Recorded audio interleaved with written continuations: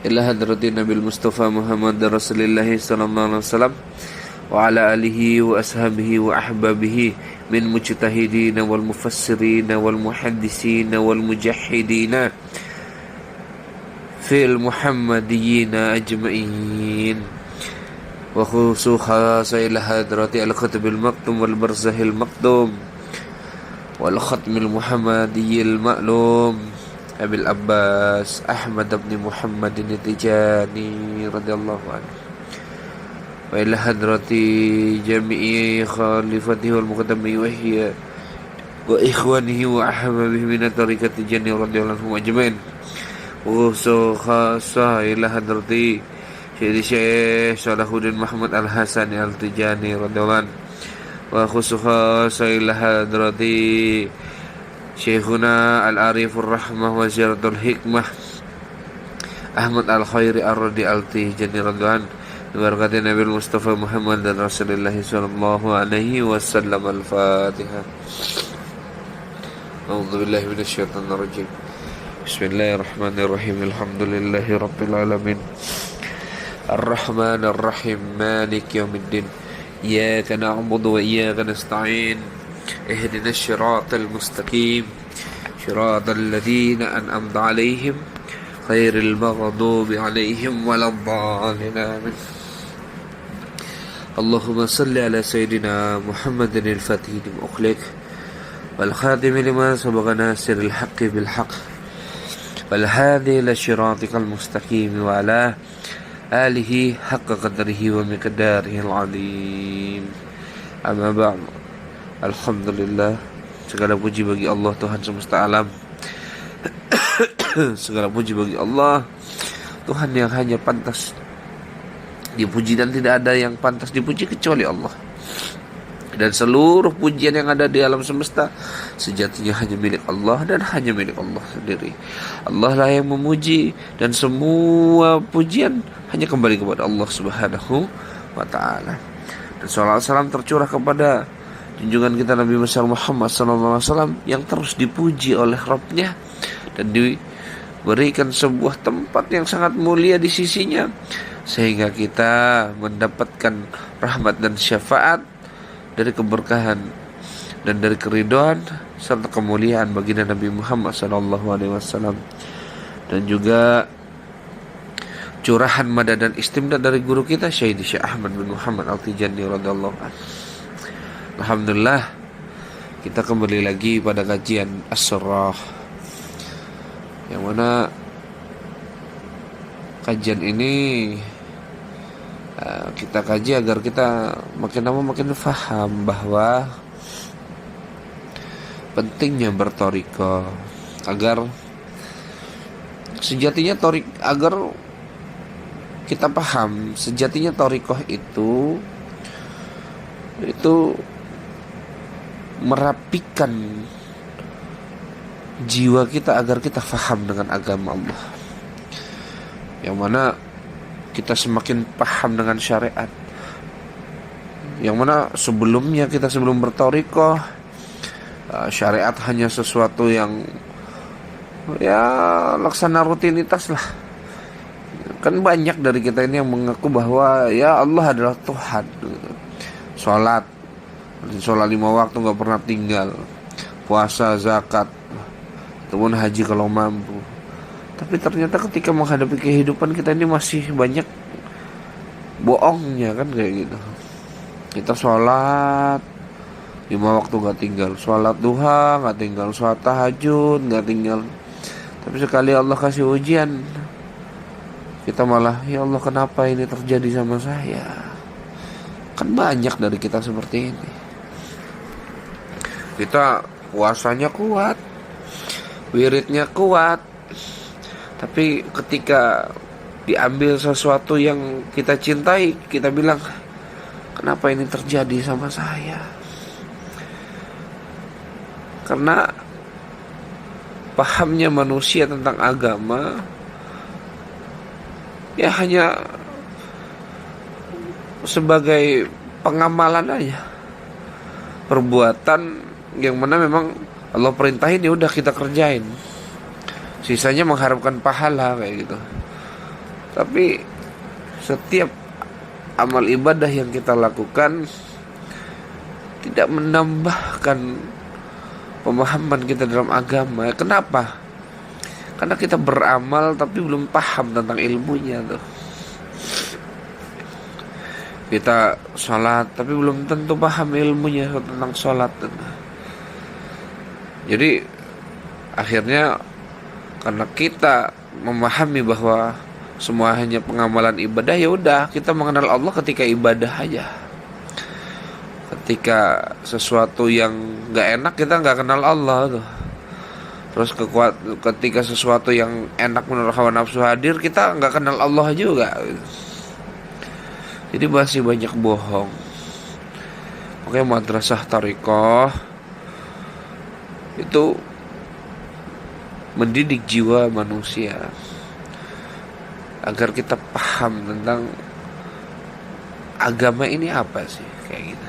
Makanya banyak gitu orang ngaji sana sini tapi agamanya masih bobrok. Akhirnya ilmu yang banyak dia pelajari akhirnya hanya untuk menilai ibadah orang lain dan berdebat. Bahkan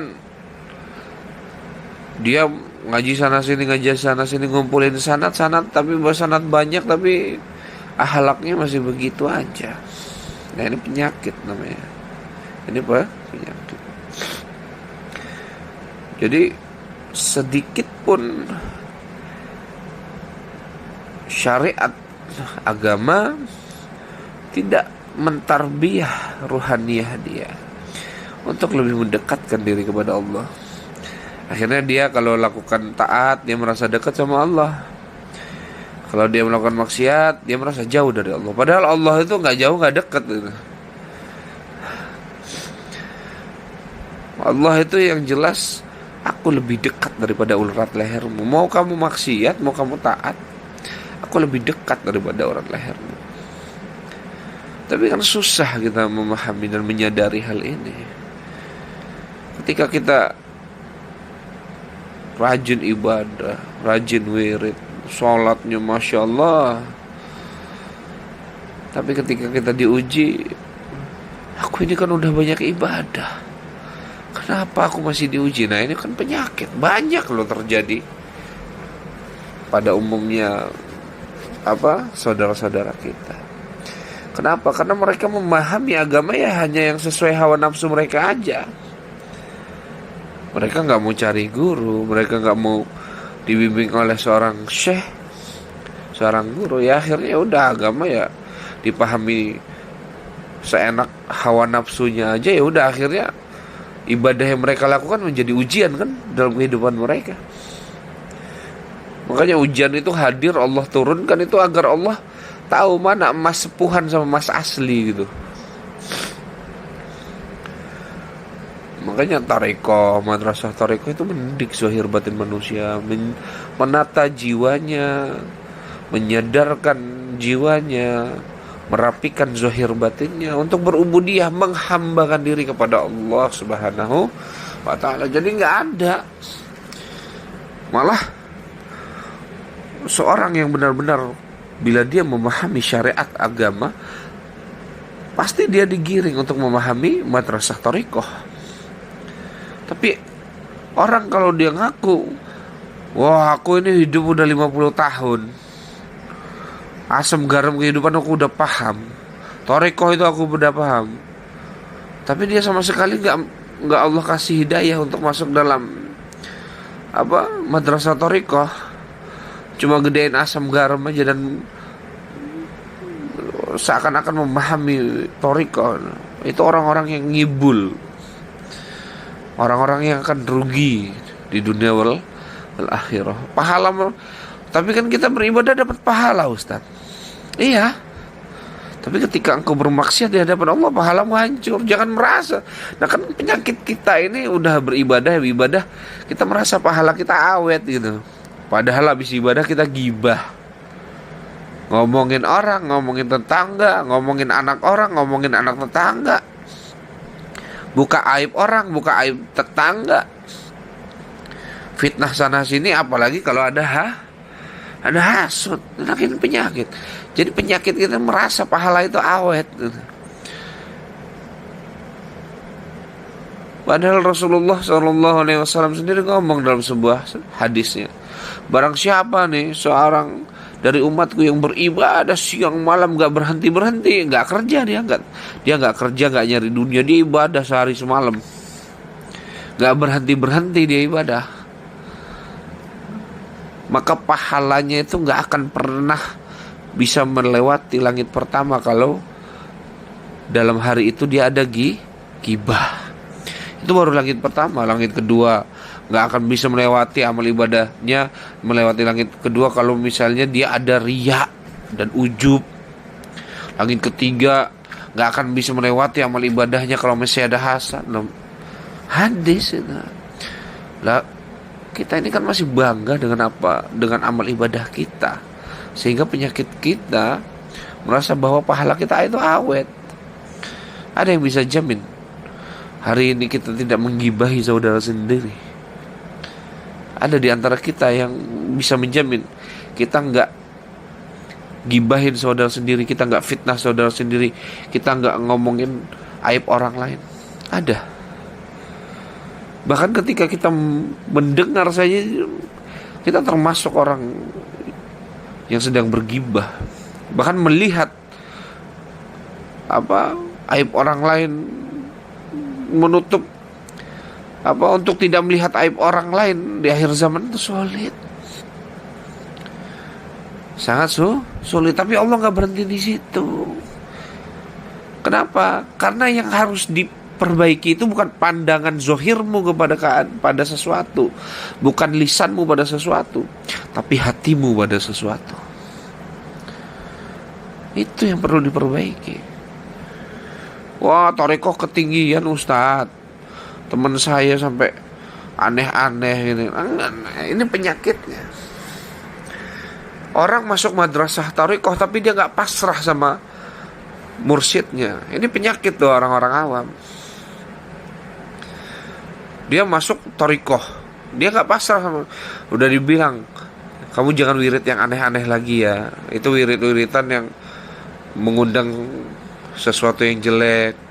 Dan itu wirid-wiridan yang membuat hawa nafsumu bangkit dan amarahmu memuncak. Udah kamu wiridin aja lah. Rupanya di belakang dia masih wiridin-wiridan yang dikasih si mursyid untuk mendekatkan diri kepada Allah. Di samping itu dia juga ngamalkan wiridan-wiridan yang sesuai dengan hawa nafsu. Ya udah bertabrakan di dalam jiwanya, akhirnya gila tuh orang. Akhirnya ini fitnah thariqah. Lah, thariqah ketinggian tuh buktinya teman saya gila masuk thariqah. Bukan thariqahnya yang salah, tuh orang pasti gak beres jiwanya. Gak ada thariqah yang tidak sesuai syariat agama. Semuanya sesuai dengan syariat agama. Orangnya yang masuk ke dalam thariqah, individualnya itu tuh yang nganggap semua ilmu agama itu bisa dia pahami dengan sesuai hawa nafsunya tuh. Ini penyakit. Akhirnya dia beramal ibadah sesuai hawa nafsunya aja tuh. Orang awam yang mengamalkan ilmu agama yang sesuai dengan hawa nafsunya, dia nanti amal ibadahnya diuji sama Allah dengan keadaan tuh. Dan orang yang masuk thariqah tapi dia masih mengamalkan wiridan-wiridan dengan sesuai hawa nafsunya, maka dia akan diuji dengan jiwanya. Kenapa? Karena siapapun yang memahami ilmu dan amal tanpa guru, maka gurunya setan. Kan begitu baginda Nabi SAW dawuh. Padahal ilmu-ilmu seperti ini sering kita dengar, tapi kenapa kita nggak tergugah? Karena kotor hati kita. Karena terlalu banyak koreng hati kita nih. Kita gak pernah sadar dan gak mau sadar bahwa pentingnya madrasah ahlu thariqah untuk menata jiwa kita. Kamu duduk di majelis taklim itu hanya menata zahir yang diisi akalmu. Hatimu diisi sama apa? Ilmu? Enggak. Hati bukan tempatnya ilmu. Itu akal tempatnya ilmu. Jasad tempatnya perbuatan. Akal tempatnya ilmu. Akal itu tempatnya ilmu. Tubuhmu, jasadmu ini tempatnya amal, perbuatan. Hatimu tempat apa? Tempat engkau mengingat Allah. Tapi manusia masih sibuk sama jasad, sama akal. Makanya hatinya rusak tuh. Karena dia gak mau menyadari hatinya tempat untuk apa? Zikrullah. Padahal Allah berfirman, "Faskuruni askurkum waskuruli wala ta'furun." Ingatlah kamu kepadaku, maka aku akan mengingatmu. Kita ini kan masih ngomong Allah, Allah di lisan aja masih. Kita ngomong Allah, kita ingat Allah kalau kita mau.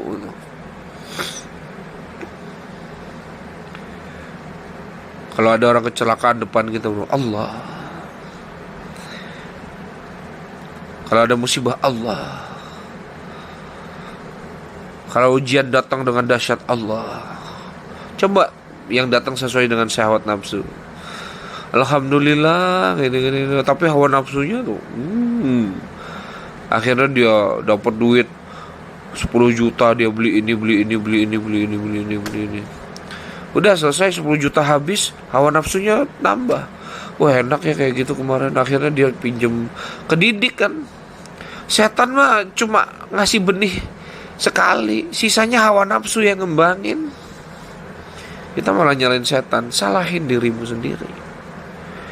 Makanya orang yang agamanya benar, dia terbuka aib dirinya tuh. Akhirnya dia terus melihat aib dirinya, lalu dia sujud kepada Allah dan menghambakan diri. Bagaimana kita memahami ini kalau nggak di madrasah thariqah? Makanya pentingnya ilmu tasawuf, agar kita paham nih, kita itu diciptakan untuk apa.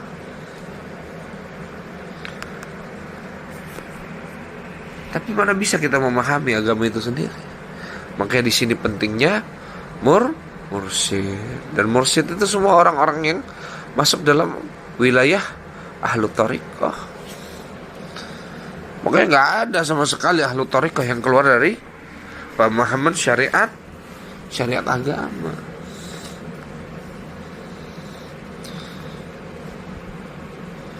Makanya para aulia itu mengungkapkan apa? Man amila bisyarriati sahula alaihi bi'aunillahi dukhulu fi abwabi mujahadati allati hiya tariqatu wa man amila biha dhahara lahu nurul haqiqah. Man amila, barang siapa yang mengamalkan apa, bisyariati, mengamalkan syariat, sahul alaihi bi'aunillah, maka akan mendapatkan dia pertolongan dari Allah tuh. Adkhulu fi abwabil mujahadah, abwabil mujahadah. Lalu dia akan dimasukkan mudah untuk, dan dia dimudahkan itu untuk masuk kepada pintu-pintu mujahadah. Nah, mulai itu dia bagi dia kerja jadi ibadah, ngurus anak jadi ibadah, ngurus suami ibadah, menafkahi anak istri ibadah. Yang mana itu bukan hanya teks yang ada di akal, tapi itu keluar dari ruh. Dia yang kalau kata orang tua kita zaman dulu, engkau melakukan itu dengan hati. Kerjain tuh, nah itu dengan hatimu, kayak gitu. Kerjain ini dengan hati biar lapang. Ya seperti itu. Dia wirid, dia zikir yang diberikan seorang mursyid, yang mana zikir itu gak mengganggu kerjaannya. Wah, enak itu. Kenapa? Karena hidup penuh dengan bimbingan dari seorang mursyid. Makanya adkhulu fi abwabil mujahadah. Kalau dia udah benar-benar memahami dan mengamalkan syariat agama, pasti akan datang pertolongan Allah agar dia dimudahkan untuk memasuki pintu-pintu mujahadah itu. Yakni apa? Allati hiya tariqatu. Yang mana dia akan masuk tuh dalam madrasah thariqah. mengenal thariqah, memahami thariqah, mengamalkan thariqah dari seorang mursyid yang kamil. Wa man amila biha dhahara lahu nurul haqiqah. Dan barang siapa yang mengamalkan thariqah, maka akan nampak pada dirinya cahaya-cahaya apa? Cahaya-cahaya kemakrifatan. Mulai itu dia mengenal Allah. Mulai itu dia mengenal Rasulullah. Akhirnya zahir batinnya sibuk, dia memuji Allah, memuji baginda Nabi, memuji Allah, memuji baginda Nabi. Nah, kita kan belum. Makanya pentingnya kita terus memasrahkan diri kepada seorang mursyid, tapi mursyid yang kamil, bukan mursyid yang abal-abal. Itu mursyid yang kamil. Makanya ciri-ciri mursyid yang kamil itu apa?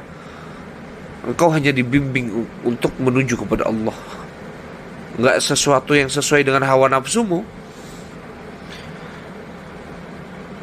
Kalau mursyid ngasih tahu tapi masih sesuai dengan hawa nafsumu, dia enggak bimbing kepada Allah, kamu puyeng kayak gini, dia enggak ngingetin dirimu untuk kembali kepada Allah, itu bukan mursyid namanya. Kamu hawa nafsumu lagi berkembang, kita hawa nafsunya lagi berkembang, dikasih amalan nih. Assalamualaikum Ustaz. Waalaikumsalam. Alhamdulillah saya kerjaan ini langgeng, luar biasa. Semoga saya minta doanya semoga barokah ya Ustaz. Oh iya Ustaz. Ini nih amalin nih biar rezekinya makin lebet. Bukan mursyid itu. Mursyid itu Assalamualaikum Ustaz. Nah, mursyid itu yang seperti apa itu ciri-ciri? Ngajak kamu untuk terus kepada Allah. Assalamualaikum Ustaz. Waalaikumsalam. Alhamdulillah ini ada dapat kerjaan, rezeki dari kantor kerja. Alhamdulillah nih. Saya sekarang rezekinya alhamdulillah agak lebet. Minta barokahnya Ustaz. Oh iya gitu. Iya Ustaz. Yaudah, kamu santunin tuh anak yatim duafa. Jangan buat keberkahan hartamu. Jangan buat biar makin banyak Allah kasih harta duniamu. Jangan. Tapi lakukan itu semua semata-mata karena ubudiyahmu kepada Allah, penghambaanmu kepada Allah. Sehingga ketika kamu bersedekah, kamu mendapatkan naungan anugerah rahmat, sehingga kamu lebih mendekatkan diri lagi kepada Allah. Pancing ibadah itu dengan ibadah, pancing rahmat dengan rahmat. Berapa yang harus saya sedekahkan? Kamu punya duit berapa? 10 juta. Ada keperluanmu? Enggak ada Ustaz. Ada tungganganmu? Enggak ada Ustaz. 10.000 dana bebas? Iya Ustaz. Ya udah saya minta 40%, 4 juta. Buat apa Ustaz? Kamu 4 juta itu kamu potong, kamu kasih fakir miskin, janda terlantar, anak yatim. Kamu sedekahin. Nah, itu kan gak sesuai hawa nafsu. Dalam hati kita kan, saya mau beli ini harganya 9 juta, gak jadi deh. Kayak gitu. Ini kan kita itu masih yang kayak gitu. Kita itu buat diri kita itu kita gak hitung-hitungan. Tapi buat Allah kita ini masih hitung-hitungan. Coba betapa banyak aib diri kita ini. Kita itu gaji kita gede masih pelit sama akhirat kita. Rezeki kita lebet, kita itu masih pelit sama akhirat kita. Gimana kita mau memahami syariat?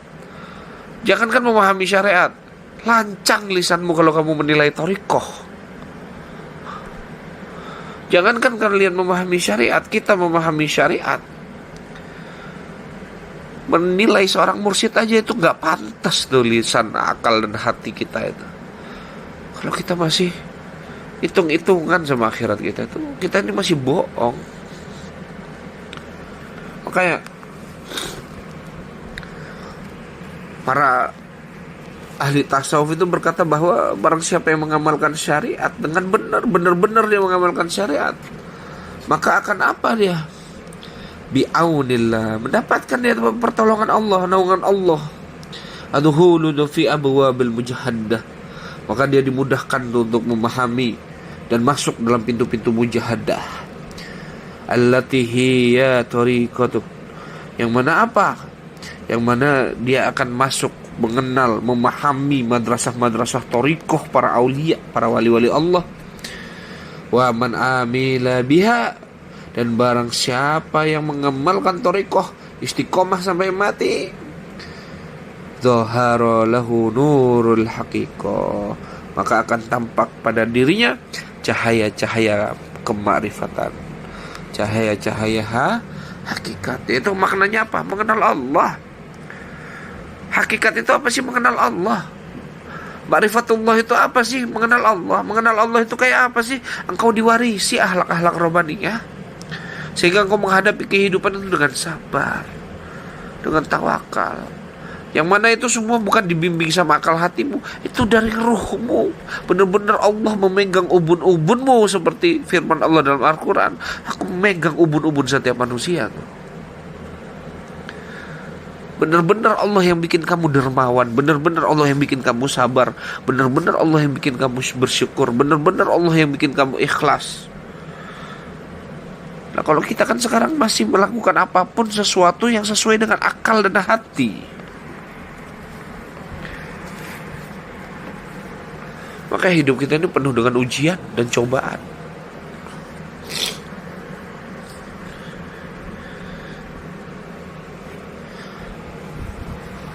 Kita saja sama akhirat kita aja masih hitung-hitungan kita. Lancang kalau lisan, hati, dan akal kita meremehkan madrasah thariqah.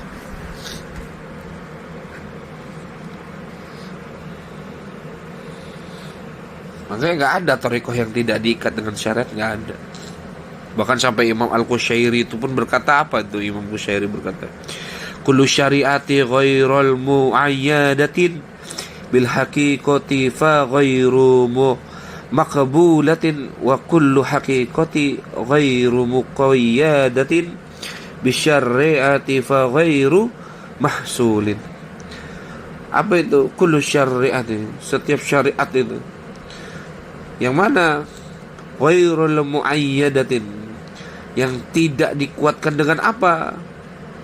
Dengan bil haqiqatin, jadi syariat, tapi dia nggak paham tentang kemarifatan, jadi ilmu syariat, jadi ilmu syariat yang mana dia nggak dikuatkan dengan ilmu hakikat. Ilmu hakikat kemarifatan itu kalau bahasa secara ilmiahnya ilmu tasawuf, ilmu hati, ilmu jiwa. Jadi hakikat itu bukan yang seperti di film-film atau di novel-novel.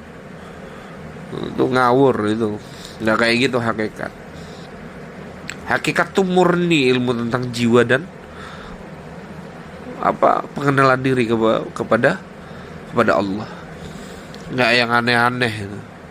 Terbang lah, nembus tembok lah atau apa. Ngawur itu, halu itu namanya. Iblis juga bisa terbang, iblis juga bisa bercahaya. Makanya para wali kalau tampak karomahnya itu dia nangis, bukan bangga. Lah kita ibadah bentar, bisa ngobatin orang aja buka pelang kita nih. Penyakit itu. Agama itu gak kayak gitu. Thariqah itu gak kayak gitu. Hakikat itu gak kayak gitu. Makanya Imam Al-Qushairi sampai berkata apa? Setiap syariat yang tidak dikuatkan dengan hakikat, maknanya ilmu tasawuf, pengenalan jiwa itu, maka apa? Fa ghairu maqbulatin, maka tidak akan dia diterima. Wa kullu haqiqati ghairul muqayyadatin, dan setiap hakikat yang tidak diikat dengan syariat, apa? Faghairul mahsulin, maka setiap hakikat yang tidak diikat dengan syariat tidak akan pernah bisa menghantarkan dia kepada Allah. Jadi syariat itu memang harus kokoh hakikatnya, dan hakikat harus terikat dengan syariat. Kalau kita ketemu seorang mursyid, oh hakikat aja, tapi kita lihat syariatnya nggak benar, tinggalin mursyid kayak gitu. Gak sholat, gak puasa, gak zakat, tinggalin. Itu aja secara syariat aja udah salah. Makanya nggak ada. Syariat itu harus dikokohkan dengan hakikat, kata Imam Al-Qushairi.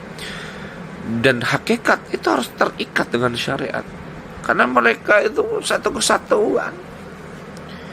Nggak ada yang saling mengungguli, nggak ada.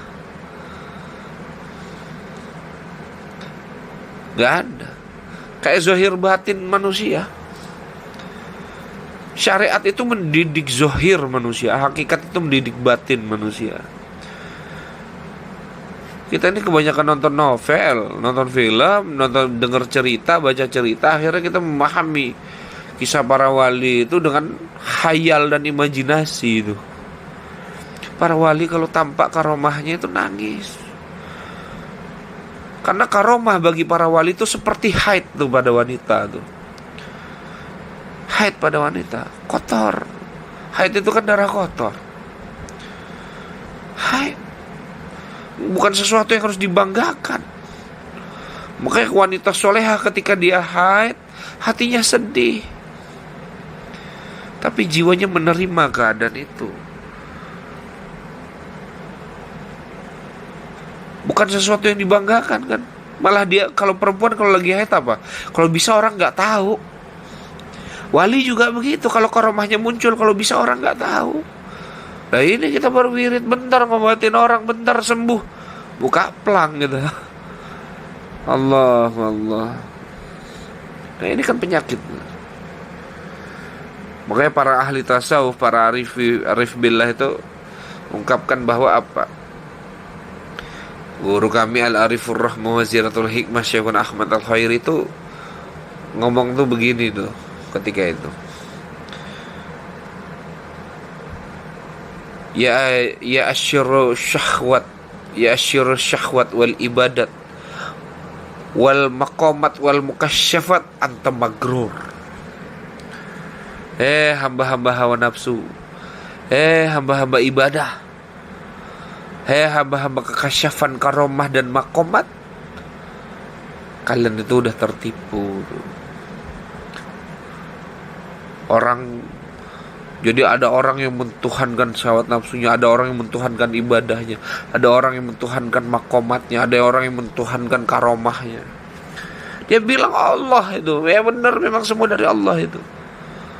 Tapi kamu mentuhankan dirimu sendiri maknanya. Alhamdulillah ya Ustadz, ini berkat Ustadz sembuh. Semua Allah yang nyembuhin, tapi dalam jiwanya, aku itu yang sembuhin. Ngeri banget itu. Kan bahaya jiwa yang seperti ini.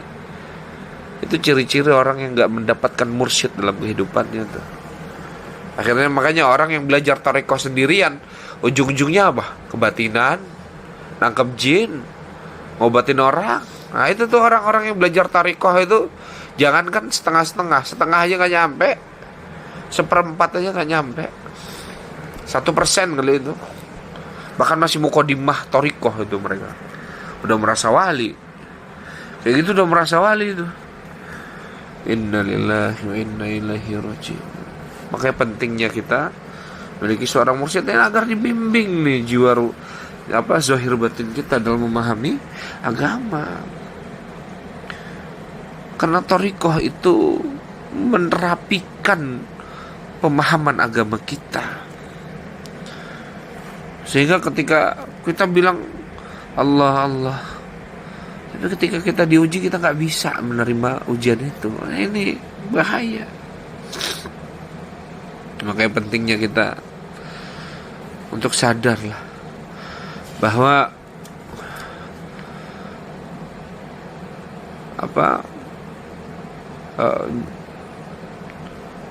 ada kotoran-kotoran dalam batin kita yang perlu kita bersihkan. Ada penyakit-penyakit batin kita yang perlu kita sembuhkan.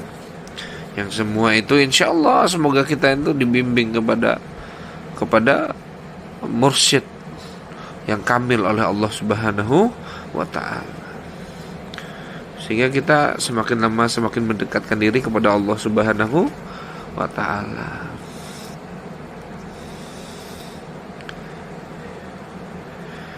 Makanya kan banyak orang yang hanya memahami agama secara zahir aja. Akhirnya, tapi dia merasa itu bahwa omongannya benar. Lihat dah, pasti hidupnya tuh sibuk dengan perdebatan, lihat aib orang, nimbang-nimbang amal ibadah orang lain. Nah itu pasti nggak jauh. Kenapa? Karena Syekh Abu Madian aja pernah berkata, itu salah seorang sufi itu. Seorang sufi, Syekh Abu Madian pernah berkata itu, yang mana ungkapan ini itu ada di dalam kitab Salalim Al-Fudola lah. Apa itu kata Syekh Abu Madian? Mani atafa bita'abbudi duna fikhin kharajan wa batada'a wa mani atafa bil fikhi duna wara'i ightarra wan nakhada'a. Apa itu? Mani atafa bita'abbudi duna fikhin. Barang siapa yang merasa cukup dengan beribadah. Jadi orang kalau udah merasa cukup dengan beribadah aja, ya, tanpa disertai dengan pemahaman ilmu fikih, maka ia akan menyimpang.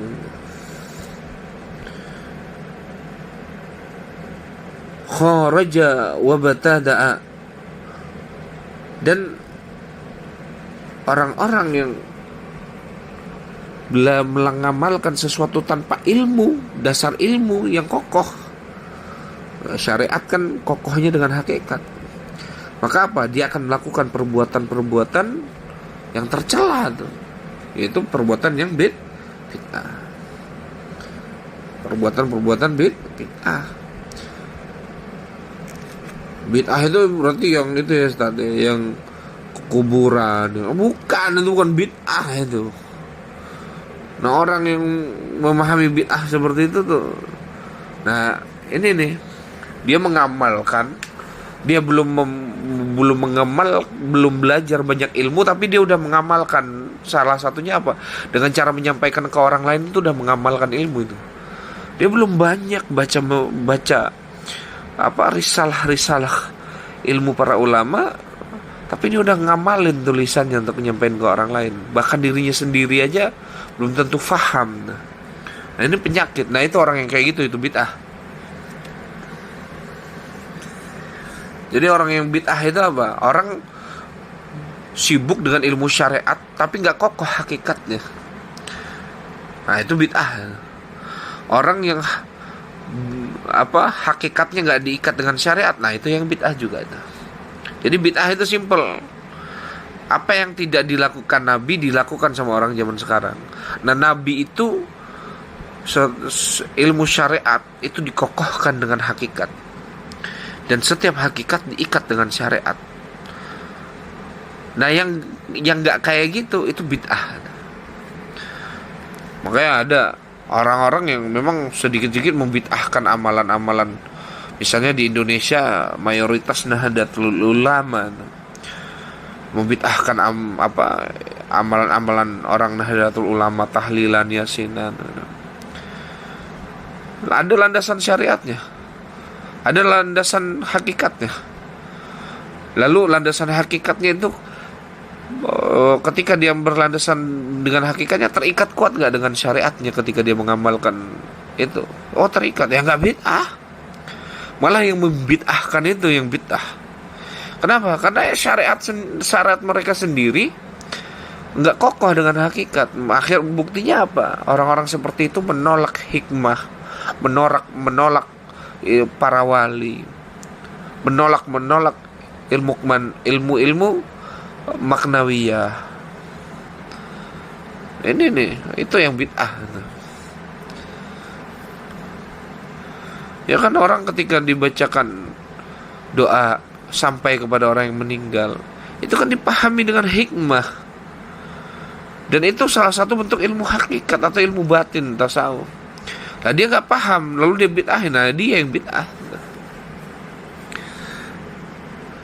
Makanya maka dikata fa bi ta'abudi duna fikhin kharaja wa batada wa man yaqtafa bil fikhin duna wara'il ightarra wa nakhada.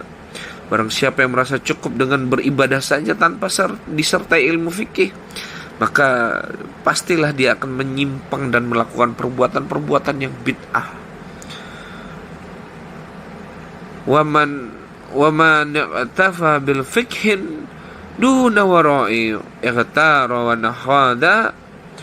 Dan barang siapa yang merasa cukup dengan ilmu fikih saja tanpa berperilaku waro, tuh maknanya apa? Nggak ada itu ilmu batinnya, ilmu hakikatnya, ilmu tasawufnya itu. Maka apa? Dia tertipu. Tertipu. Maka dia itu orang-orang yang benar tertipu. Memangnya pentingnya di mana kita memahami ini kalau nggak di madrasah ahlu thariqah, madrasah para mursyid yang kamil. Berarti antum berthariqah ya? Iya, Anda berthariqah. Orang yang tidak mau menerima ilmu thariqah itu orang-orang yang tertipu nantinya di dunia dan di akhirat. Walaupun ilmunya banyak, tapi dia nggak dapat itu madrasah thariqah, dia itu orang-orang yang akan membuat onar dalam agamanya sendiri. Makanya pentingnya kita al-faqihu fiddin, faham benar-benar tentang agama ini.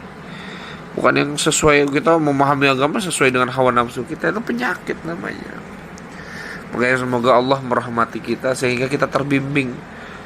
Datang semua sahabat-sahabat langkah santri, bisa Allah kuatkanlah untuk mendatangi madrasah thariqah, madrasah para ahli sufi, orang-orang yang memahami ilmu tasawuf, agar kita ini dibimbing untuk mengenal Allah Subhanahu wa taala, agar kita lebih mendekatkan, bertaqarrub kepada Allah, sehingga kita lebih dekat hubungannya dengan Allah dan Rasulnya, dan kita lebih terikat kuat kepada Allah dan Rasulnya. Kurang lebihnya ana al-faqih Rahmat Ar-Rafiq, mohon maaf lahir batin bila ada salah kata, ada sesuatu yang tidak berkenan. Semoga Allah ampuni dosa dan kekhilafan ana dan antum semua, dan semoga Allah merahmati kita agar kita bisa didekatkan kepada para kekasih-kekasihnya, wali-wali Allah, agar kita bisa mengenalnya dan mengenal kekasihnya baginda Nabi Muhammad sallallahu alaihi wasallam. Allahumma salli ala sayyidina Muhammadin al-fatih lima ukhliq wal khatim lima sabaqa nasiril haqqi bil haqq wal hadi ila syiratikal mustaqim wa ala alihi haqqa qadrihi wa miqdarihil azim.